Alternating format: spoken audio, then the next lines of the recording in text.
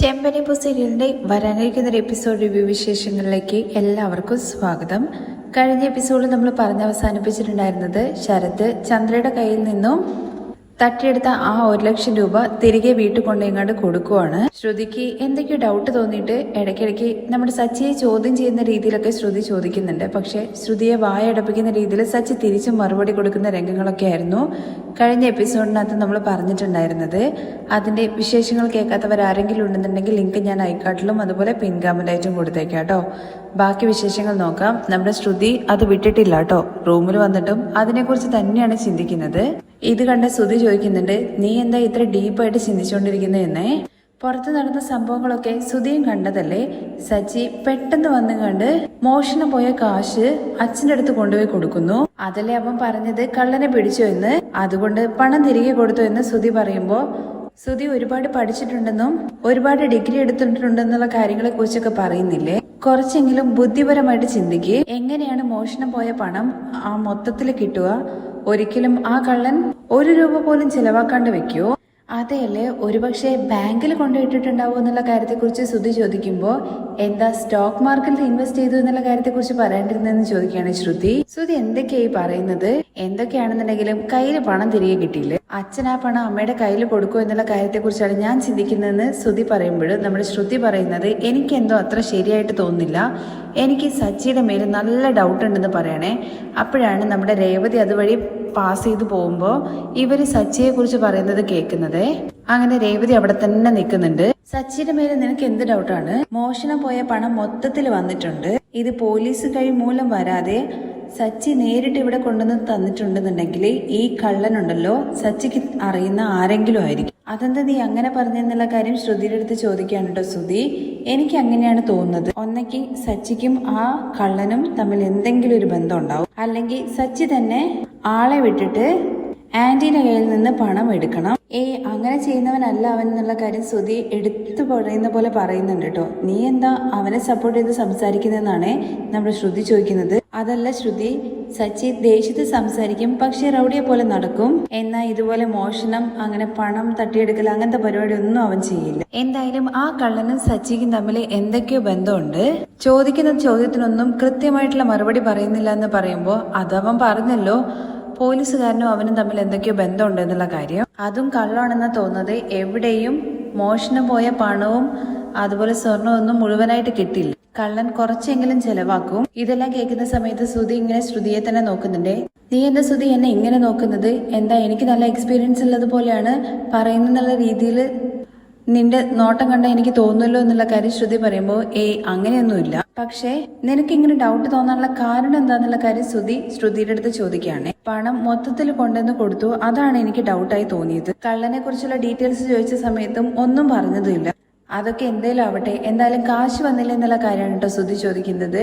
കാശ് വന്നാൽ മാത്രം മതിയോ? അതിനെക്കുറിച്ച് ഡീറ്റെയിൽ അറിയണ്ടേ? നമ്മൾ അതിനെക്കുറിച്ച് അറിഞ്ഞിട്ട് എന്ത് ചെയ്യാൻ വേണ്ടി പോകുന്നതെന്ന് ശ്രുതി ചോദിക്കുമ്പോൾ നമ്മളും ഈ വീട്ടിൽ തന്നെയല്ലെന്ന് ശ്രുതി. നാളെ ഒരു പ്രോബ്ലം വന്നു കഴിഞ്ഞാൽ അത് നമ്മളെയും കൂടി ബാധിക്കും.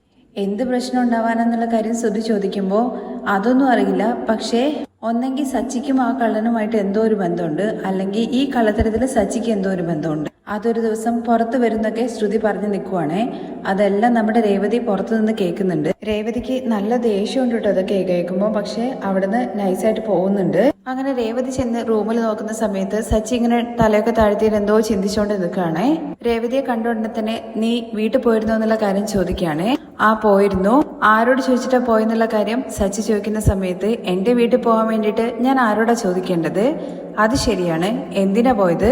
അമ്മ വിളിച്ചിട്ട്. എന്തിന്? ശരത്ത് വീണ്ടും ആ ആന്റണിയുടെ ചിട്ടി കമ്പനിയിൽ ജോലിക്ക് പോകുന്നു എന്നുള്ള കാര്യം പറഞ്ഞപ്പോ അതുകൊണ്ട് പോയതാന്നുള്ള കാര്യം പറയുമ്പോ ഓക്കെ, നീ അതുകൊണ്ടാണല്ലോ പോയത്, അല്ലാണ്ട് ഞാൻ പറഞ്ഞിട്ടല്ലല്ലോ നീ പോയത്. അല്ല പിന്നെ എന്തിനാ നിന്റെ അനിയൻ ഞാൻ പറഞ്ഞിട്ടാണ് നീ വീട്ടിലേക്ക് പോയെന്നുള്ള കാര്യത്തെക്കുറിച്ച് എന്റെ അടുത്ത് വന്ന് ചോദ്യം ചെയ്യുന്നത്? എന്റെ ചേച്ചിയെ ചുമ്മാ ഓരോന്ന് പറഞ്ഞിട്ട് വീട്ടിലേക്ക് പറഞ്ഞു വിടരുതെന്ന് അവൻ പറഞ്ഞു എന്ന് പറയുമ്പോ അതിന് നിങ്ങളെപ്പോഴും അവനെ കാണാൻ വേണ്ടി പോയത്, പിന്നെ എനിക്ക് വേറെ പണിയില്ലേ? അവൻ എവിടെയാന്നുള്ള കാര്യം പോയിട്ട് കണ്ടെത്തിയിട്ട് അവനെ പോയി കണ്ടുപിടിക്കലാണല്ലോ എന്റെ പണി. നിന്റെ അനിയനാണ് എന്റെ സ്റ്റാൻഡിലേക്ക് എന്നെ കാണാൻ വേണ്ടി വന്നത്. അവൻ എന്തിനാ നിങ്ങളെ തേടി വന്നത്? അവൻ എന്റെ കയ്യിൽ നിന്ന് അടി മേടിക്കാനല്ലാതെ പിന്നെ എന്തിനാന്ന് ചോദിക്കുമ്പോ അപ്പൊ നിങ്ങൾ വീണ്ടും അടിച്ചോ എന്നുള്ള കാര്യം രേവതി ചോദിക്കുമ്പോ അടിച്ചിട്ടില്ല, പക്ഷേ ഇനി ഒരു തവണയും കൂടി വന്നു കഴിഞ്ഞാൽ ഉറപ്പായിട്ടും അവൻ എന്റെ അടുത്ത് നിന്ന് മേടിക്കും. എന്താ സച്ചിയുടെ ഏതോ എന്നുള്ള കാര്യങ്ങളെ കുറിച്ചൊക്കെ രേവതി ചോദിക്കുമ്പോൾ ഞാൻ നിൽക്കുന്നിടത്തേക്ക് എന്നെ തേടിയിട്ട് അവൻ വരുന്നു, എന്നിട്ട് അഡ്വൈസ് ചെയ്യാൻ വേണ്ടിയിട്ട് എന്റെ ചേച്ചിയെ എന്റെ അടുത്തേക്ക് പറഞ്ഞയക്കരുതെന്നു. ഇതൊക്കെ ശരത്ത് തന്നെയാണോ പറഞ്ഞെന്നുള്ള കാര്യം രേവതി ചോദിക്കുന്ന സമയത്ത് പിന്നല്ലാതെ ഞാൻ വീട്ടിന്റെ അടുത്തുള്ള ആൾക്കാരെ കുറിച്ചിട്ടാണോ സംസാരിക്കുന്നത്, അവന്റെ കാര്യം നോക്കാൻ വേണ്ടിയിട്ട് അവൻ അറിയാം എന്നുള്ള കാര്യങ്ങളെ കുറിച്ചൊക്കെ അവൻ അഹങ്കാരത്തോടു കൂടി സംസാരിച്ചിട്ട് പോയി. ഞാൻ നിന്റെ അടുത്ത് പറഞ്ഞിട്ടുണ്ടായിരുന്നോ അവൻ അഡ്വൈസ് ചെയ്യാൻ വേണ്ടിയിട്ട്, എപ്പോ നോക്കി കഴിഞ്ഞാലും എല്ലാ പഴിയും എന്റെ തലയില വന്ന് വീഴുക. സച്ചേട്ടൻ പറഞ്ഞു എന്നുള്ള കാര്യങ്ങളെ കുറിച്ചൊന്നും ഞാൻ പോലും ചെയ്തില്ലല്ലോ. സച്ചേട്ടനും ദേഷ്യത്തിലാണ് ഉള്ളത് എന്നും ഇങ്ങനത്തെ ജോലിക്കൊന്നും പോകരുത് എന്നുള്ള കാര്യമാണ് ഞാൻ പറഞ്ഞത്. പിന്നെ എന്തിനാണ് അവൻ എന്നെ ചോദ്യം ചെയ്യാൻ വേണ്ടിയിട്ട് അങ്ങോട്ടേക്ക് തെരഞ്ഞു വന്നത്? എനിക്കും ഒന്നും അറിയില്ല എന്ന് രേവതി പറയുന്നുണ്ട്. ആദ്യം അവൻ എന്തിനാ അങ്ങോട്ട് വന്നത്, അത് നീ അവന്റെ അടുത്ത് തന്നെ പോയി ചോദിക്കണം എന്നുള്ള കാര്യം പറയുമ്പോ എന്താ അവൻ നിങ്ങളടുത്ത് വന്ന് പറഞ്ഞില്ലേ എന്നുള്ള കാര്യം സച്ചിയുടെ അടുത്ത് രേവതി ചോദിക്കുവാണേ. നീ ചുമ്മാ എന്റെ അടുത്ത് എന്നെ ചോദ്യം ചെയ്യാതെ അവൻ എവിടേക്കോ തെണ്ടിത്തിരിഞ്ഞ് നടക്കുന്നുണ്ട്, അവൻ എവിടെ പോകുന്നു എന്ത് ചെയ്യുന്നു എന്നുള്ള കാര്യം ഞാൻ ചോദ്യം ചെയ്യണം. സച്ചേട്ടനെ കാണാനല്ലേ അവൻ വന്നത്, അപ്പോ സച്ചേട്ടന്റെ അടുത്തല്ലേ എനിക്ക് ചോദിക്കാൻ വേണ്ടി പറ്റുള്ളൂ. അതൊക്കെ നീ അവന്റെ അടുത്ത് തന്നെ ചെന്ന് പറഞ്ഞേക്ക്. പിന്നെ ഒരു കാര്യം മനസ്സിലാക്കിയ രേവതി, ഇത്രയും തരം താഴ്ന്നിട്ട് ഞാൻ ആരുടെ മുമ്പിലും നിന്നിട്ടില്ല. എന്റെ കാറിന് ഫൈനാൻസ് കെട്ടാൻ വേണ്ടിയിട്ട് പോയ അവനെ അടിക്കാൻ വേണ്ടി പോയവനാണ് ഞാന്. ആരുടെ മുമ്പിൽ ഞാൻ താഴ്ന്നു നിൽക്കില്ല. എന്നാ നിന്റെ അനിയൻ എന്റെ ക്ഷമയെ പരീക്ഷിച്ചുകൊണ്ടിരിക്കുകയാണ്. എപ്പോഴും ഞാൻ സൈലന്റ് ആയിട്ട് ഇരിക്കില്ല. എന്താ സച്ചേട്ടൻ ഇങ്ങനെ ശത്രുവിന്റെ അടുത്ത് സംസാരിക്കുന്നത് പോലെ സംസാരിക്കുന്നത്? അവനൊരു ചെറിയ പയ്യനാണെന്നുള്ള കാര്യം രേവതി പറയുമ്പോ, ചെറിയ പയ്യനല്ലേ, അവനെ മടിയിൽ കൊണ്ട് ഇരുത്തിയിട്ട് ചോറ് വാരി കൊടുക്ക്. ചെറിയ പയ്യനോ? അവൻ എന്തെല്ലാം പണി ഒപ്പിക്കുന്നുള്ള കാര്യം നിനക്കറിയോ? അവൻ എന്ത് ചെയ്യുന്നുണ്ടെന്നാണ് നിങ്ങൾ പറയുന്നെന്നുള്ള കാര്യം ചോദിക്കുമ്പോ, അവൻ ചെയ്യുന്ന കാര്യങ്ങളെല്ലാം നീ എന്റെ അടുത്ത് ചോദിക്കണ്ട. അവനെ അടക്കി നിർത്താൻ വേണ്ടിയിട്ട് നിങ്ങളെ കൊണ്ട് ആർക്കും പറ്റുന്നില്ലല്ലോ. അവനെ എങ്ങനെ അടക്കി നിർത്താനാണ്? എന്റെ സംസാരമൊക്കെ ആര് കേൾക്കാൻ വേണ്ടിയിട്ടാ? ആദ്യം നിങ്ങൾ തന്നെ എന്റെ വാക്ക് കേൾക്കുന്നില്ല. നിങ്ങളാണെന്നുണ്ടെങ്കിൽ ഒന്നും പറയുന്നതുമില്ല. ഞാൻ എന്താ നിന്റെ അടുത്ത് പറയേണ്ടെന്നുള്ള കാര്യം സച്ചി ചോദിക്കുമ്പോ, എന്റെ അനിയൻ എന്തിനാ നിങ്ങളെ കാണാൻ വേണ്ടി വന്നത്? അവന്റെ കാര്യത്തിൽ ഇടപെടരുതെന്നുള്ള കാര്യം പറഞ്ഞു. എനിക്ക് വേറെ പണിയൊന്നുമില്ലല്ലോ. ഇവനെയൊക്കെ തിരുത്തുന്നതാണോ എന്റെ പണി? എന്തോ ഞാൻ നിന്നെ അങ്ങോട്ടേക്ക് പറഞ്ഞിട്ട് അവനോട് ജോലിക്ക് പോകരുതെന്നുള്ള രീതിയിൽ സംസാരിച്ചു എന്നുള്ള രീതിയിൽ അവൻ എന്റെ അടുത്ത് വന്നിട്ട് വലിയ ആളാവുന്ന രീതിയിൽ സംസാരിക്കുകയാണ്. ശരി സച്ചിയേട്ടൻ, മനസ്സിലായി. സച്ചിയേട്ടൻ ദേഷ്യപ്പെടില്ല, ഞാൻ അവനെ പറഞ്ഞ് മനസ്സിലാക്കിക്കോളാം. ഒന്നിന്റെ ആവശ്യമില്ല. നീ നിന്റെ വീട്ടിലേക്ക് ഇനി പോരുതെന്ന് പറയണേ. ഞാൻ എന്താ പോരുതെന്ന് നിങ്ങൾ പറയുന്നെന്നുള്ള കാര്യം ചോദിക്കുമ്പോ, നിന്റെ അനിയനുള്ളിടത്തേക്ക് നീ പോരുത്. അവനോട് നീ സംസാരിക്കാനും പാടില്ല. അല്ല സച്ചി, അവൻ ചെയ്ത തെറ്റിന് ഞാൻ എന്തിനാ എന്റെ വീട്ടിലേക്ക് പോകാണ്ടിരിക്കുന്നത്? പിന്നെ ഞാൻ എങ്ങനെയാണ് എന്റെ അമ്മയെയും അനിയത്തിയും ഒക്കെ കണ്ട് സംസാരിക്കുന്നത്? അവരുടെ അടുത്ത് ഇവിടെ വന്നിട്ട് സംസാരിക്കാൻ വേണ്ടി പറ, അല്ലെങ്കിൽ നീ അമ്പലത്തിൽ പോയിട്ട് സംസാരിക്കുക. നിന്റെ അനിയനുള്ളിടത്തേക്ക് നീ പോരുത്. എനിക്കത് ഇഷ്ടമല്ല. എന്താ സച്ചേട്ടൻ ഇങ്ങനെയൊക്കെ ചെയ്യുന്നത്? ഒരു കാലത്ത് സച്ചേട്ടനല്ലായിരുന്നോ എല്ലാത്തിനും അവനെ സപ്പോർട്ട് ചെയ്തിട്ടുണ്ടായിരുന്നത്? അവൻ ബൈക്ക് മോഷ്ടിച്ച കാര്യം ആരടുത്തും പറയാതെ മറച്ചു വെച്ചതും സച്ചേട്ടൻ തന്നെയല്ലായിരുന്നോ? ഇപ്പൊ എന്താ സച്ചേട്ടൻ ഇങ്ങനെ എന്നുള്ള കാര്യം ചോദിക്കുമ്പോഴേക്കും, അങ്ങനെയൊക്കെ ചെയ്തതാണ് എന്റെ തെറ്റ്. എന്തൊക്കെയാണെന്നുണ്ടെങ്കിലും നീ ഇനി അവനെ കാണാൻ വേണ്ടി പോരുത്. എന്താ സച്ചേട്ടൻ എന്ന കാര്യം ചോദിക്കുമ്പോ, എല്ലാത്തിനും ഒരു കാരണമുണ്ട്, അതുകൊണ്ടാണ് പറഞ്ഞത്. ആ കാരണം എന്താന്നുള്ള കാര്യം രേവതി ചോദിക്കുകയാണേ. അത് ഞാൻ സമയാവുന്ന സമയത്ത് പറയാം. നീ എന്തായാലും അവിടേക്ക് പോവരുത്. നിനക്ക് എന്നോട് കുറച്ചെങ്കിലും മര്യാദ ഉണ്ടെന്നുണ്ടെങ്കിൽ നീ പോവരുത്. എനിക്ക് അത്രേ പറയാനുള്ളൂ എന്ന് പറഞ്ഞിട്ട് സച്ചി റൂമിൽ നിന്ന് പോവാണേ. സച്ചി പോയി കഴിഞ്ഞ ശേഷം രേവതി ഇങ്ങനെ സങ്കടപ്പെട്ടുകൊണ്ട് നിൽക്കുവാണ്. കുറച്ച് സമയം കഴിഞ്ഞതിന് ശേഷം രേവതി വേഗം ചെന്നിട്ട് നമ്മുടെ ശരത്തിന്റെ ഫോണിലേക്ക് വിളിക്കാനുണ്ടോ. എന്താ ചേച്ചി എന്നുള്ള കാര്യം ചോദിക്കുമ്പോൾ, നീ എവിടെയാണെന്നുള്ള കാര്യം ചോദിക്കുകയാണേ. ഞാൻ വീട്ടിലുണ്ട്. നീ എന്തിനാ സച്ചേട്ടനെ കാണാൻ വേണ്ടി പോയെന്നുള്ള കാര്യം ചോദിക്കുകയാണേ. എന്താ അവര് പറഞ്ഞില്ലേ എന്നുള്ള കാര്യം ചോദിക്കുന്നുണ്ട് ശരത്ത് രേവതിയുടെ അടുത്ത്. നിങ്ങൾ രണ്ടുപേരും എന്താ കളിക്കാണോ? നിന്നോട് ചോദിച്ചു കഴിഞ്ഞാൽ നീ അവരുടെ അടുത്ത് ചോദിക്കാൻ പറയുന്നു, അവരുടെ അടുത്ത് ചോദിച്ചു കഴിഞ്ഞാൽ നിന്റെ അടുത്ത് ചോദിക്കാൻ വേണ്ടി പറയുന്നു. അതിന് മാത്രം എന്താണ് സംസാരിച്ചത്? അവരെന്ത് പറയാനാ? എന്നെ പതിവ് പോലെ തന്നെ ചീത്ത വിളിക്കും എന്നുള്ള കാര്യം പറയണേ. സച്ചേട്ടൻ എന്തിനാ നിന്നെ ചീത്ത വിളിക്കുന്നെന്നുള്ള കാര്യം ചോദിക്കുമ്പോ, അത് ചേച്ചി പോയിട്ട് അവരുടെ തന്നെ ചോദിച്ചു നോക്ക്. ശരത്തെ, നീ എന്റെ അടുത്ത് അടി മേടിക്കാൻ വേണ്ടി പോകുന്നുണ്ട്. നീ വേണ്ടാത്തവരുടെ കൂടെയാണ് ചുറ്റിക്കറങ്ങുന്നത്. ഇനിയും നീ ആ ആന്റണിയുടെ കൂടെ തന്നെയാണോ ചുറ്റുന്നെന്നുള്ള കാര്യം ചോദിക്കുമ്പോൾ ശരത്ത് പറയുന്നുണ്ട്, അതെ, ഇപ്പൊ ഞാൻ അവന്റെ അടുത്താണ് ജോലി ചെയ്യുന്നതെന്നുള്ള കാര്യം പറഞ്ഞില്ലേ? എന്തിനാ ശരത്തെ നീ അവന്റെ കൂടെ ജോലി ചെയ്യുന്നത്? അവനൊരു കള്ളനാണെന്നുള്ള കാര്യം പറയുമ്പോ, ഇപ്പൊ അവൻ അങ്ങനെയൊന്നും അല്ല ചേച്ചി, ന്യായമായിട്ടുള്ള ജോലിയാണ് ചെയ്യുന്നത്. എനിക്കും ജോലി ചെയ്യാൻ വേണ്ടിട്ടൊരു അവസരം തരുന്നു. ഇതില് ചേച്ചിക്ക് എന്താ പ്രശ്നം? അത് സച്ചേട്ടന് ഇഷ്ടമല്ല എന്നുള്ള കാര്യം പറയുമ്പോ, അതിനിപ്പോ ഞാൻ എന്ത് ചെയ്യാനാന്നുള്ള കാര്യം ശരത്ത് ചിരിച്ചു ചോദിക്കുകയാണേ. ചേച്ചി, എനിക്ക് ശരിയെന്ന് തോന്നുന്ന കാര്യം ഞാൻ ചെയ്യുന്നെന്നുള്ള കാര്യം ശരത്ത് പറയുമ്പോ, ശരത്തെ, നിങ്ങൾക്കിടയിൽ എന്താ പ്രശ്നം എന്നുള്ള കാര്യം എനിക്ക് ഇപ്പോഴും മനസ്സിലാവുന്നില്ല. എന്തായാലും നിങ്ങളെ രണ്ടുപേരുടെയും പ്രശ്നങ്ങൾക്കിടയിൽ ഞാനാ കിടന്ന് കഷ്ടപ്പെടുന്നത്. ഇപ്പൊ നോക്ക്, സച്ചേട്ടൻ എന്റെ അടുത്ത് വീട്ടിലേക്ക് പോകരുതെന്നുള്ള കാര്യം പറഞ്ഞു, നിന്നെ കാണരുതെന്നും പറഞ്ഞിട്ടുണ്ട്. ഓ, അപ്പൊ ചേച്ചിയുടെ അടുത്ത് ഇപ്പൊ ഓർഡർ ഇടാനൊക്കെ തുടങ്ങിയോ? ചേച്ചി ഇവിടെ വന്നു കഴിഞ്ഞാൽ അവരെന്താ ചെയ്യാന്നുള്ള കാര്യം ചോദിക്കുമ്പോൾ ശരത്തെ സച്ചിയുടെ ദേഷ്യത്തിനോട് കൂടി പറഞ്ഞതാണ്, നീ ആന്റണിയുടെ കൂടെ ചിട്ടിയിൽ കറങ്ങി നടക്കാതെ നന്നായിട്ട് കോളേജിൽ പോയിട്ട് പഠിക്കി, അതോട് കൂടിയിട്ട് സച്ചിയുടെ ദേഷ്യവും കുറയും. സച്ചിയുടെ ദേഷ്യം പോവുകയാണെങ്കിൽ പോട്ടെ, അല്ലാതെ അങ്ങനെ തന്നെ ഇരുന്നോട്ടെ, അത് എന്നെ ബാധിക്കുന്ന കാര്യമില്ലെന്നൊക്കെ പറയുമ്പോഴേക്കും രേവതിക്ക് ദേഷ്യം വരുന്നുണ്ട്. വന്ന് ശരത്തെ നിന്റെ സംസാരം ഇത്തിരി കൂടുന്നുണ്ട്, നീ അത്രയ്ക്ക് വലിയ ആളായോ, ഞാൻ പറഞ്ഞാ നീ കേൾക്കില്ല എന്നുള്ള കാര്യം ചോദിക്കുമ്പോൾ ഞാൻ ജോലിക്ക് പോകുന്നത് കൊണ്ട് വീട്ടിലേക്ക് കുറച്ച് കാശ് കൊടുക്കാൻ വേണ്ടി പറ്റുന്നുണ്ട്, നമ്മുടെ വീട്ടിലെ കഷ്ടപ്പാടും കുറയുന്നുണ്ട്, അത് വേണ്ടെന്നാണോ ചേച്ചി പറയുന്നത്? ചേച്ചി എല്ലായിടത്തും പണമാണ് വേണ്ടത്, അത് നമ്മുടെ കയ്യിൽ ഇല്ലാത്തത് കൊണ്ടാണ് ആ വീട്ടിൽ ചേച്ചിക്ക് വിലയില്ലാത്തത്. ചേച്ചിക്കും ഒരുപാട് സ്വർണ്ണമൊക്കെ തന്നിട്ടാണ് അങ്ങോട്ട് വിട്ടതെന്ന് വെച്ചാല് ചേച്ചിക്ക് ഇങ്ങനെ ആരും ഓർഡർ ഇടില്ലായിരുന്നു. അങ്ങനെയൊന്നും ഇല്ല ശരത്തെ, സച്ചേട്ടൻ എന്നെ നന്നായിട്ട് നോക്കുന്നുണ്ട്. ഓ, അതുകൊണ്ടാണോ ചേച്ചിയുടെ അടുത്ത് നമ്മുടെ വീട്ടിലേക്ക് വരരുതെന്ന് പറഞ്ഞത്? അങ്ങനെയൊന്നും ഇല്ല ശരത്തെ എന്നുള്ള കാര്യം പറയുമ്പം അത് കുഴപ്പമില്ല ചേച്ചി ഇപ്പൊ അവരുടെ വൈഫാണ്, അവര് പറയുന്ന കാര്യങ്ങളൊക്കെ കേൾക്കാം, അതല്ലാതെ ചേച്ചിക്ക് വേറെ വഴിയൊന്നുമില്ല. ചേച്ചി അവരുടെ കൂടെ സന്തോഷമായിട്ടിരുന്നോ, ഇനി ഞങ്ങളുടെ വീട്ടിലേക്ക് വരണ്ട. എന്താടാ നീയും ഇങ്ങനെ പറയുന്നുള്ള കാര്യം ചോദിക്കുമ്പോ അതേ ചേച്ചി, വീട്ടിന്റെ കാര്യങ്ങൾ ഞാൻ നോക്കിക്കോളാം, നമ്മുടെ വീട്ടിലേക്ക് വേണ്ട കാര്യങ്ങളൊക്കെ ഞങ്ങൾ ചെയ്തോളാം, ചേച്ചിക്കല്ലേ ഇങ്ങോട്ട് വരാൻ വേണ്ടി പറ്റാത്തത്, പക്ഷെ ഞങ്ങൾ നോക്കിക്കോളാം, എവിടെ വന്ന് എങ്ങനെ വന്ന് ചേച്ചിയെ കാണണമെന്ന് എനിക്ക് നന്നായിട്ട് അറിയാം, ഞാൻ നോക്കിക്കോളാം. ചേച്ചിക്ക് സച്ചേട്ടൻ ഓർഡർ ഇട്ട് കഴിഞ്ഞാൽ ഞാൻ വായിക്കുമെന്ന് വിചാരിച്ചു, എന്നാ അങ്ങനെയൊന്നും നടക്കില്ല എന്നുള്ള കാര്യം പറഞ്ഞേക്ക് ചേച്ചി, ഞങ്ങളുടെ ജീവിതം ഞങ്ങൾ നോക്കിക്കോളാം, ചേച്ചി സന്തോഷമായിട്ടിരിക്കും, ഞാൻ വെക്കാന്ന് പറഞ്ഞിട്ട് ശരത്ത് ഫോൺ വെക്കുകയാണെ. തുടർന്ന് കാണിക്കുന്നത് വർഷയും ശ്രീകാന്തും കൂടി ബെഡിൽ ഇങ്ങനെ ഒരു സൈഡിലും അപ്പുറത്തെ സൈഡിലും ഇരിക്കുന്നുണ്ട് കേട്ടോ. എന്നിട്ട് വർഷ ശ്രീകാന്തിന്റെ ഫോണിലേക്ക് കുറേ മെസ്സേജ് അയക്കുകയാണ് കേട്ടോ ചെയ്യുന്നത്. അതൊക്കെ നോക്കാതെ ജസ്റ്റ് ഇങ്ങനെ മാറ്റി ഇങ്ങനെ കളയാണ് കേട്ടോ ചെയ്യുന്നത് നമ്മുടെ ശ്രീകാന്ത്. അപ്പോഴേക്കും വർഷയ്ക്ക് ദേഷ്യം വന്നിട്ട് പില്ലോ ഒക്കെ എടുത്ത് എറിയുന്നുണ്ട്. നീ എന്തിനാ ഇപ്പൊ ഇത്രയും മെസ്സേജ് അയക്കുന്നുള്ള കാര്യം ശ്രീകാന്ത് ചോദിക്കുന്ന സമയത്ത് അതൊക്കെ ഒന്ന് നോക്കടാ എന്ന് പറയാണേ. ഞാൻ കണ്ടു ഇതെല്ലാം ആലപ്പി ബോട്ട് ഹൗസ് അല്ലേ എന്നുള്ള കാര്യങ്ങളെ കുറിച്ച് ചോദിക്കുകയാണെ. അതെ, എന്ത് ഭംഗിയെന്നുള്ള കാര്യം നീ ഒന്ന് നോക്ക്, നമ്മള് പോകുന്ന കാര്യത്തെക്കുറിച്ച് നീ എന്താ തീരുമാനിച്ചത് ശ്രീകാന്തിന്റെ അടുത്ത് ചോദിക്കുമ്പോൾ ഞാൻ അപ്പഴേ പറഞ്ഞില്ലേ നമ്മൾ പോകുന്നില്ല എന്നുള്ള കാര്യത്തെക്കുറിച്ച്.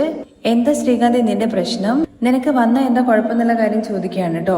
എനിക്ക് ജോലി ഉണ്ടെന്നുള്ള കാര്യം പറയുമ്പോൾ ഒരു 2 days നിനക്ക് ലീവ് എടുക്കാൻ വേണ്ടി പറ്റില്ലേ? ഇപ്പൊ എന്റെ വീട്ടിൽ നിന്ന് തന്നതുകൊണ്ടല്ലേ നീ വേണ്ടാന്ന് പറയുന്നത്? നീ എന്താ ഇത്രയും ഈഗോയിസ്റ്റിക് ആയിട്ട് ഇരിക്കുന്നത്?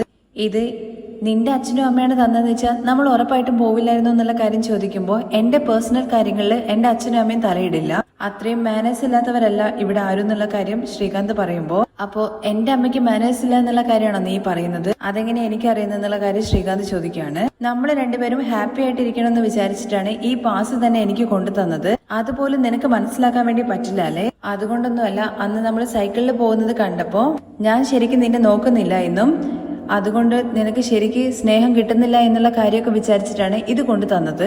അവര് പറയാൻ വേണ്ടി വരുന്നത് നിനക്കാണ് മനസ്സിലാവാത്തത്. എന്തറിയില്ല എന്നുള്ള കാര്യം നീ പറയുന്നെന്ന് വർഷ ചോദിക്കുന്ന സമയത്ത് നമുക്ക് ഹണിമൂണ് പോകാൻ വേണ്ടി പറ്റില്ല എന്നും അതിനും അവര് പണം മുടക്കണം, എനിക്ക് കൂട്ടിക്കൊണ്ടുപോകാനുള്ള കഴിവില്ല എന്നുള്ള കാര്യമാണ് അവര് കുത്തി കാണിക്കുന്നത്. നീ എന്താ ശ്രീകാന്ത് ഇങ്ങനെയൊക്കെ സംസാരിക്കുന്നത്? നീയായിട്ട് ഓരോന്ന് ഇമാജിൻ ചെയ്തിട്ട് സംസാരിക്കരുത്, നിനക്കാണ് റിയാലിറ്റി മനസ്സിലാവാത്തത് വർഷേ. ഇപ്പൊ ഫൈനലായിട്ട് ശ്രീകാന്തിന് എന്താ പറയാനുണ്ടെന്നുള്ള കാര്യം ചോദിക്കുമ്പോ എന്നെ കൊണ്ട് എവിടെയും വരാൻ വേണ്ടി പറ്റില്ല. ഓക്കെ ഫൈൻ, നീ വരുന്നില്ലെങ്കിൽ വരണ്ട, ഞാൻ തനിയെ പോയിക്കോളാം. ഓ, ഹണിമൂണിന് നീ ഒറ്റയ്ക്ക് പോവോ? എന്താ ഞാൻ മാത്രം പോയാല് നീ വരുന്നില്ല എന്നുള്ള കാര്യം പറഞ്ഞില്ലേ? എനിക്ക് പോകണമെന്ന് തോന്നുന്നുണ്ട്, ഞാൻ പോകും.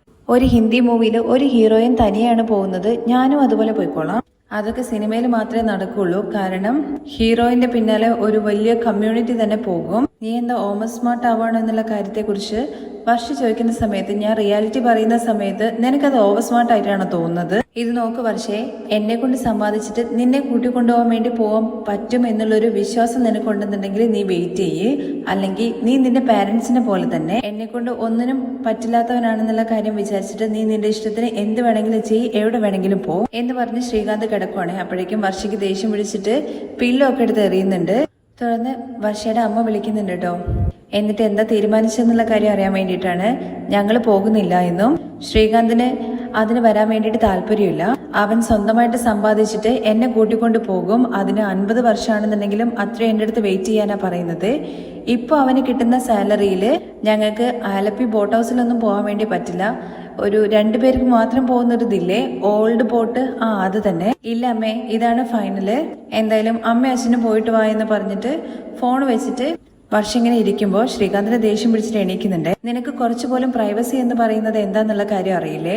നമ്മൾ സംസാരിച്ച എല്ലാ കാര്യവും പറയുന്നു. ഞാനൊന്നും കള്ളം പറഞ്ഞില്ലല്ലോ എന്നുള്ള കാര്യം വർഷ ചോദിക്കുന്ന സമയത്ത് നീയും എന്നെ നന്നായിട്ട് തരം താഴ്ന്നിട്ടാണല്ലേ കാണുന്നത്. എന്നെ കൊണ്ടൊന്നും പറ്റില്ല എന്നുള്ള കാര്യമല്ലേ നീ വിചാരിക്കുന്നത് എന്നുള്ള കാര്യം ചോദിക്കുമ്പോ വർഷ, ഞാൻ എപ്പോഴാ അത് പറഞ്ഞത്? അത് നീ പറഞ്ഞല്ലോ എന്റെ ശമ്പളത്തില് കെട്ടു വെള്ളത്തിൽ മാത്രമേ പോവാൻ പറ്റൂ എന്ന്. അത് സത്യമില്ല എന്നുള്ള കാര്യം വർഷ ചോദിക്കുകയാണ്. നമ്മളെ കൊണ്ട് ചെലവ് ചെയ്തിട്ട് ഇപ്പൊ പോകാൻ പറ്റില്ല. ഇതുപോലെ നല്ല ഓപ്പർച്യൂണിറ്റി വരുന്ന സമയത്ത് യൂസ് ചെയ്യാൻ വേണ്ടി അത് യൂട്ടിലൈസ് ചെയ്യാൻ വേണ്ടി അറിയാത്ത വിഡ്ഢിയാണ് നീ എന്നൊക്കെ പറയാണേ. അടുത്തവരുടെ കാശിനകത്ത് ഞാൻ അറിവാളി ആവുന്നതിനേക്കാൾ നല്ലത് എന്റെ സ്വന്തം കാശിൽ ഇഡിയറ്റ് ആയിട്ട് ഇരിക്കുന്നതാണ്. എന്റെ മേലെ നീ എന്തോരം വിശ്വാസം വെച്ചിട്ടുണ്ടെന്നുള്ള കാര്യത്തെക്കുറിച്ച് എനിക്ക് നന്നായിട്ട് മനസ്സിലായി. ഒരുപാട് സന്തോഷം. അപ്പോഴേക്കും വർഷ, നീ ഓവറായിട്ടൊന്നും പറയണ്ട. അതിന് ഞാൻ അമ്മയുടെ അടുത്തും അച്ഛൻ്റെ അടുത്തും പോയിക്കൊള്ളാൻ വേണ്ടി പറഞ്ഞില്ലേ, നമ്മൾ വരുന്നില്ല എന്നുള്ള കാര്യവും പറഞ്ഞില്ലേ. ഈ വയസ്സിൽ അവർ രണ്ടുപേരും ഹണിമൂന് പോകാൻ വേണ്ടി പോവാണോ എന്നുള്ള കാര്യം ചോദിക്കുകയാണെ നമ്മുടെ ശ്രീകാന്ത്. എന്റെ പാരന്റ്സിനെ കുറിച്ചിട്ട് ഇത്രയും ചീപ്പായിട്ട് സംസാരിക്കരുത്. ചീപ്പായത് നിങ്ങളാണ്. നിനക്ക് തന്നെ ഞാൻ കൊണ്ടുപോകുന്നുള്ള വിശ്വാസം ഇല്ല. അങ്ങനെ ഉണ്ടായിരുന്നെങ്കിൽ ഈ പാസ് നിന്റെ അമ്മ തരുന്ന സമയത്ത് ശ്രീകാന്ത് എന്നെ കൂട്ടിക്കൊണ്ടു പോകുന്നുള്ള കാര്യം നീ അപ്പോഴേ പറയണമായിരുന്നു. നിനക്ക് എന്റെ മേലുള്ള ഒപ്പീനിയൻ എന്താന്നുള്ള കാര്യം എനിക്ക് നന്നായിട്ട് മനസ്സിലായി. വിശ്വാസം ഇല്ലാത്തത് കൊണ്ടാണോ നീയാണ് എനിക്ക് എല്ലാന്ന് വിചാരിച്ചിട്ട് ഞാൻ നിന്നെ കല്യാണം കഴിച്ചത്? എന്താ ഇപ്പൊ അതും തെറ്റാണെന്നുള്ള കാര്യം നിനക്ക് ഫീൽ ആവുന്നുണ്ടോ? നിന്നോടത്തൊന്നും സംസാരിച്ചിരിക്കാൻ വേണ്ടി പറ്റില്ല എന്നുള്ള കാര്യം പറയുമ്പോൾ നീ ഇവിടെ തനിയെ ഇരുന്നോ എന്ന് പറഞ്ഞിട്ട് പായം തലനെടുത്തിട്ട് പോകുന്ന ശ്രീകാന്തിന്റെ അടുത്ത് എങ്ങോട്ടാ പോകുന്നതെന്ന് വർഷ ചോദിക്കുകയാണ്. എന്റെ സമ്പാദ്യത്തില് ബെഡിലൊന്നും ഇരിക്കാൻ വേണ്ടി പറ്റില്ല, പായലേ കിടക്കാൻ വേണ്ടി പറ്റുള്ളൂ എന്ന് പറഞ്ഞ് ശ്രീകാന്ത് റൂമിൽ നിന്ന് പായം തലനൊക്കെ എടുത്തിട്ട് പോവാണ്. തുടർന്ന് പിറ്റേ ദിവസം രാവിലെയാണ് കേട്ടോ കാണിക്കുന്നത്. ചന്ദ്ര പുറത്തേക്ക് വരുന്ന സമയത്ത് സുധി അവിടെ പരിങ്ങി നിൽക്കുന്നുണ്ട്. എന്താടാ ഓഫീസിലേക്ക് പോകാൻ വേണ്ടി റെഡി ആയോ എന്നുള്ള കാര്യം ചോദിക്കുമ്പോൾ അമ്മ ഈ ഡ്രസ്സിൽ കാണാൻ നന്നായിട്ടുണ്ട്, ഇത് പുതിയ സാരിയാണോ എന്നുള്ള കാര്യം ചോദിക്കുമ്പോൾ എന്റെ കയ്യിലുള്ളതിൽ വെച്ചിട്ട് ഏറ്റവും പഴയ സാരിയാണ് ഇത് നിനക്ക് നല്ലതായിട്ട് തോന്നിയല്ലേ? നീ എന്തോ ഒരു പ്ലാൻ ചെയ്യുന്നുണ്ട്, എന്താടാന്നുള്ള കാര്യം ചോദിക്കുകയാണേ. അമ്മേ എനിക്ക് കുറച്ച് കാശ് വേണം. കാശോ എന്നുള്ള കാര്യം ചോദിക്കുകയാണേ. എന്തിനാ നിനക്ക് കാശ്? അമ്മേ ഒരു ഇന്റർവ്യൂവിന് പോവാനാണ്.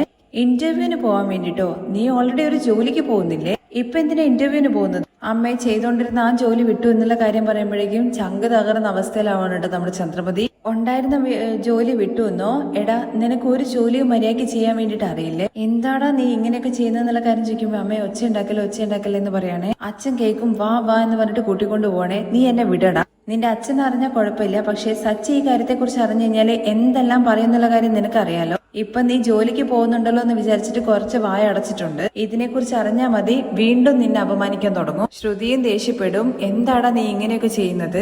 എന്തിനാടാ ഈ ജോലി വിട്ടെന്നുള്ള കാര്യമൊക്കെ ചോദിച്ചിട്ട് അടിക്കുകയാണേ. എപ്പോഴാടാ നീ ജോലി കളഞ്ഞെന്നുള്ള കാര്യം ചോദിക്കുമ്പോ ഇന്നെന്ന് പറയണേ. ഇന്നോ?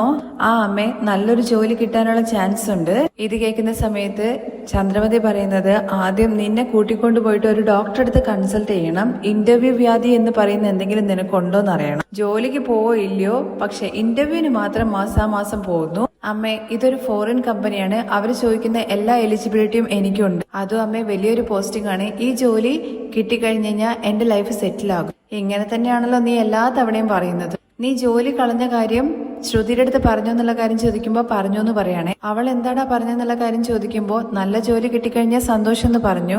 അത് കേൾക്കുന്ന സമയത്ത് ചന്ദ്രമതി ഇങ്ങനെ ചിന്തിച്ചുകൊണ്ടിരിക്കുകയാണേ. അമ്മ എന്താ ചിന്തിക്കുന്നത്? അമ്മ എനിക്ക് ഇന്റർവ്യൂവിന് പോകാൻ വേണ്ടിട്ട് പണം വേണമെന്ന് പറയുമ്പോ എടാ എന്റെ അടുത്ത് എവിടെയാടാ കാശ്? വാടക പണം തീർന്നു, മാസം ശ്രുതി വല്ലതും തരുമായിരുന്നു, അത് ഇത്തവണ വന്നിട്ടില്ല. നീ ശ്രുതിയുടെ അടുത്ത് തന്നെ പോയി ചോദിക്കുക. ഇല്ല അമ്മേ, എപ്പോഴും അവളുടെ അടുത്ത് ചോദിക്കാൻ വേണ്ടി പറ്റും. അമ്മയുടെ കയ്യിൽ നിന്ന് വാങ്ങിയാൽ മാത്രമേ എന്റെ സെന്റിമെന്റിൽ വർക്കൗട്ട് ആവും. പിന്നെ വലിയ സെന്റിമെന്റ്സ് ഞാൻ മാത്രമല്ലേ നിനക്ക് പണം തരുന്നുള്ളൂ. ഇത്രയും നാളായിട്ട് നീ 1 രൂപയെങ്കിലും സമ്പാദിച്ചിട്ട് എനിക്ക് തന്നിട്ടുണ്ടോ? അമ്മേ ഈ ജോലി ഉറപ്പായിട്ടും കിട്ടും. അപ്പോ അമ്മ എത്ര ചോദിച്ചു കഴിഞ്ഞാലും ഞാൻ തരാം. ഇപ്പൊ മാത്രം താ അമ്മയെന്നൊക്കെ പറയുമ്പോ എന്റെ അടുത്ത് ഇല്ലടാ പണം. അല്ല അമ്മേ, സച്ചി അച്ഛന്റെ അടുത്ത് പണം കൊടുത്തില്ലേ? അച്ഛൻ എപ്പോഴും അമ്മയുടെ കയ്യിലല്ലേ തരൂ. എല്ലാ തവണയും അവർ എനിക്ക് തന്നെ തരുന്നത്. പക്ഷെ ഇത്തവണ രവിയേട്ടൻ എവിടെയാ വെച്ചെന്നുള്ള കാര്യം പോലും തന്നില്ല. അവർ വെച്ചോളാം എന്ന് പറഞ്ഞിട്ട് എവിടെയോ കൊണ്ടുവച്ചിട്ടുണ്ട്. എന്താ അമ്മ ഇങ്ങനെയൊക്കെ പറയുന്നുള്ള കാര്യം ചോദിക്കുമ്പോ എടാ എന്റെ കയ്യിലുണ്ടെങ്കിൽ ഞാൻ തരില്ലേ? നീ പോയിട്ട് ശ്രുതിയുടെ അടുത്ത് ചോദിക്കടാ. രേവതിയാണെന്നുണ്ടെങ്കിൽ പകുതി സമയം ആ കടയിൽ പോയിട്ട് ഇരിക്കുകയാണ്. അതുകൊണ്ട് വീട്ടില് പകുതി ജോലി ഞാനാ നോക്കണ്ടെന്ന് പറഞ്ഞിട്ട് കിച്ചണിലേക്ക് പോവാണ് കേട്ടോ ചന്ദ്രമതി പോയി കഴിഞ്ഞ ശേഷം നമ്മുടെ ശ്രുതിയാണെന്നുണ്ടെങ്കിൽ നേരെ ചെല്ലുന്നത് ചന്ദ്രമതിയുടെ റൂമിലേക്കാണ് കേട്ടോ. ആ സമയത്ത് രവി കുളിച്ചോണ്ടിരിക്കുകയാണ്. ബെഡിനകത്ത് ഒരു ഷർട്ട് ഉണ്ട് കേട്ടോ, അതിലൊരു 300 രൂപ ഉണ്ട്. അതും എടുത്തിട്ട് നമ്മുടെ സുധി നൈസായിട്ട് അവിടെ നിന്ന് എസ്കേപ്പ് ആവാണ്. അത് കഴിഞ്ഞ് നമ്മുടെ രവി കുളിയൊക്കെ കഴിഞ്ഞ് ഡ്രസ്സൊക്കെ മാറ്റിയിട്ട് അവിടെയുള്ള ഷർട്ടിനകത്തുള്ള 300 രൂപ നോക്കുന്ന സമയത്ത് കാണുന്നില്ലേ. എന്നിട്ട് ചന്ദ്രേ എന്ന് പറഞ്ഞ് വിളിക്കുന്നുണ്ട്. എന്താ നിങ്ങൾക്ക് ഭക്ഷണം കഴിക്കാനല്ലേ, വന്നിരിക്കും, ഞാൻ എടുത്തു വെക്കുക എന്ന് പറയണേ. അതിരിക്കട്ടെ, നീ എന്റെ പോക്കറ്റിൽ നിന്ന് കാശ് എടുത്തായിരുന്നു എന്നുള്ള കാര്യം ചോദിക്കുമ്പോ, കാശോ? ഞാനോ? നീ നന്നായിട്ടൊന്ന് ചിന്തിച്ചു നോക്ക്, ചെലവിന് എന്തെങ്കിലും ആവശ്യത്തിന് വേണ്ടിയിട്ട് പണം എടുത്തിരുന്നോ എന്ന്. ചെലവിന് ബാക്കിയുള്ളവരല്ലേ തരുന്നത്, ഞാനൊന്നും എടുക്കുന്നില്ല. അപ്പൊ ഞാൻ എവിടെ വെച്ചെന്നുള്ള കാര്യം ചോദിക്കുമ്പോ, നിങ്ങൾ എന്താ ഈ ചോദിക്കുന്നത്? ഞാൻ ഷർട്ടിന്റെ പോക്കറ്റിൽ ഒരു 300 രൂപ വെച്ചിട്ടുണ്ടായിരുന്നു, അത് കാണുന്നില്ല, എവിടെ വെച്ചെന്നുള്ള കാര്യം ഓർക്കുന്നത്. പണം കാണുന്നില്ല എന്ന് ചന്ദ്രമതി ഇങ്ങനെ ചിന്തിക്കുകയാണ്. അതേസമയം നമ്മുടെ ശ്രുതിയാണെന്നുണ്ടെങ്കിൽ നല്ല ടിപ് ടോപ്പിൽ ഇറങ്ങി ഇങ്ങനെ വരുന്നുണ്ട് കേട്ടോ. അപ്പോഴേക്കും നമ്മുടെ ചന്ദ്രമതിക്ക് കാര്യം മനസ്സിലാവാണ്, പണം പോയ വഴി ഏതാണെന്നുള്ള കാര്യം കേട്ടോ. അങ്ങനെ മോനെ എങ്ങനെയെങ്കിലും രക്ഷിക്കണല്ലോ. ആ സമയത്ത് ചന്ദ്രമതി പറയുന്നുണ്ട്, അത് എവിടെ പോവാനാ, നിങ്ങൾ എവിടെ വെച്ചെന്നുള്ള കാര്യം നന്നായിട്ടൊന്ന് ചിന്തിച്ചു നോക്കിയിട്ട് കാണാത്തതുകൊണ്ടല്ലേ നിന്റെ അടുത്ത് ചോദിച്ചത്. അപ്പൊ നിങ്ങൾ ചെലവാക്കി കാണും എന്നുള്ള കാര്യം പറയുമ്പോ, ഇല്ല ചന്ദ്രയെ, ഞാൻ എന്ത് ചെലവാക്കാനാ? അത് നിങ്ങൾ സാധാരണയായിട്ട് അശോകന്റെ കൂടെ പോവാറില്ലേ, ആ സമയത്ത് സൂപ്പ് ജ്യൂസ് അത് എന്തെങ്കിലും കുടിച്ചിട്ട് നിങ്ങൾ അത് കാര്യമാക്കിയിട്ടുണ്ടാകും. അല്ല, നീ എന്താ കൂടെ വന്നിട്ട് കണ്ട പോലെ സംസാരിക്കുന്നത്? നിങ്ങളെ കുറിച്ച് എനിക്കറിയില്ലേ? ഈ റിട്ടയർഡ് ആയ ആൾക്കാർ എന്താ ചെയ്യുക, ഈ പാർക്കിൽ അവിടെ എവിടെയെങ്കിലൊക്കെ പോയിരുന്നിട്ട് സംസാരിച്ചിട്ട് ചൂട് കാപ്പി അത് ഇത് എന്നൊക്കെ പറഞ്ഞിട്ട് കഴിക്കും, അല്ലാണ്ട് വേറെ എന്തിനു ചെലവാക്കാനാ? സൂപ്പ് ഞാൻ കുടിച്ചു, പക്ഷെ അതിന് അശോകനാണല്ലോ പണം കൊടുത്തത്. ഈ പണം ഞാൻ എവിടെ വെച്ചെന്നുള്ള കാര്യം ഇങ്ങനെ ചിന്തിച്ചുകൊണ്ട് രവി നടക്കുന്ന സമയത്ത്, ഈ 35 വർഷത്തില് നിങ്ങൾക്ക് അവരെന്ത് ചെയ്തു തരാൻ വേണ്ടിയിട്ട് ഇത്രയും തവണ നിങ്ങളല്ലേ അവർക്ക് വേണ്ടിയിട്ട് എല്ലാം ചെയ്തു കൊടുക്കുന്നത്. അങ്ങനെ ഞാൻ എങ്ങനെ ചെലവാക്കാൻ വേണ്ടിയിട്ടാണ്? എനിക്ക് പോകാൻ വേണ്ടിയിട്ട് ഓട്ടോവിന് കാശ് വേണം, സച്ചി ആണെങ്കിൽ പോവുകയും ചെയ്തു എന്നൊക്കെ പറയണേ. അപ്പോഴേക്കും നമ്മുടെ ശ്രുതി ആണെന്നുണ്ടെങ്കിൽ നൈസായിട്ട് അവിടെ നിന്ന് എസ്കേപ്പ് ആവാൻ വേണ്ടി പോവാണ്. അപ്പോഴേക്കും എടാ നിക്ക് എന്ന് പറഞ്ഞിട്ട് നമ്മുടെ രവി അവിടെ പേടിച്ച് നിർത്തുവാണ് കേട്ടോ. അങ്ങനെ കൈയോടെ പൊക്കി എന്നുള്ളൊരു ടെൻഷനിൽ ഇങ്ങനെ നിൽക്കുവാണ് കേട്ടോ നമ്മുടെ ശ്രുതി. ആ രംഗത്തോട് കൂടിയിട്ടാണ് മറ്റൊരു എപ്പിസോഡിന്റെ രംഗം.